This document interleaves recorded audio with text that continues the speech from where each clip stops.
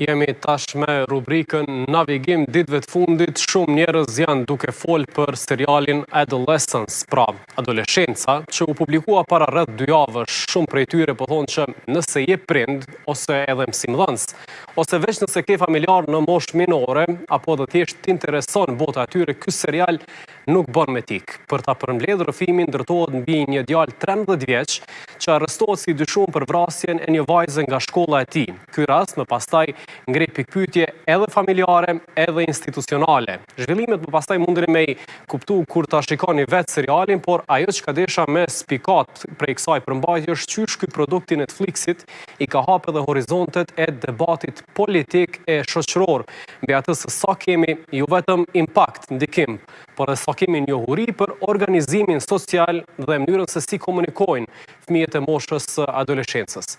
Paramendojeni, mediat britanike kanë raportu ditëve të fundit që prej këtij seriali janë alarmu institucionet dhe janë të shqyrtu seriozisht ndalimin e rrept të telefonave në shkolla. Për të madje ka folë edhe kryeministri britanik Keir Starmer, ai tha se dhuna që po kryhet prej trinjve ndikuar prej përmbajtjeve që i shohin internet është problem i madh dhe i cili duhet të trajtohet me seriozitetin më të plot, madje është edhe pjesë e kulturës, siç e tha.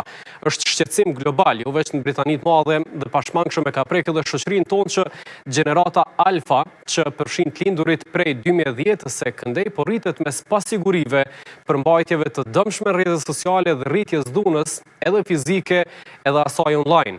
Ajo që ka e bën edhe më të prekshëm diskutimin kontekstual në Kosovë lidhur me këtë problem është një tragjedi për një me që ndodhi veç 2 net më parë në komunën e Vushtrisë.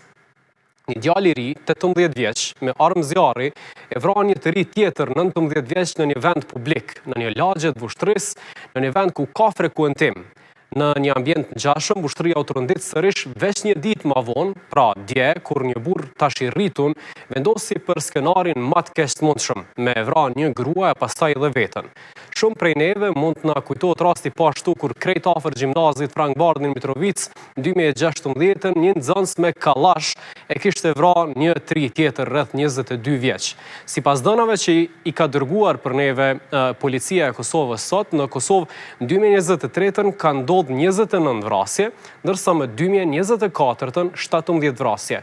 Unë kam kërkuar edhe dëna më specifike, grup moshat, përkatësinë gjinore të tjera, por kaq kemi sa i përket përgjigjeve zyrtare të policisë, pra për 2 vjet 46 kosovar janë vrarë brenda Republikës së Kosovës.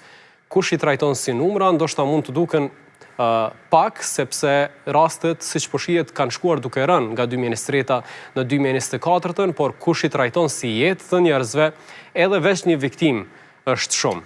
Tash, kur Britania alarmohet veç prej një seriali, edhe në varg të këtij diskutimi, ne tronditemi, na ndodh tragjedia dhe nuk ka mobilizim urgjent. Vushtria i mblodhi institucionet lokale, por nuk është mjaft. Fenomeni i vrasjeve nuk është rast i izoluar veç në një komunë të vogël, siç është Vushtria, por është problem nacional. Armët pa leje, kosovarët i kanë gjithandej territorit.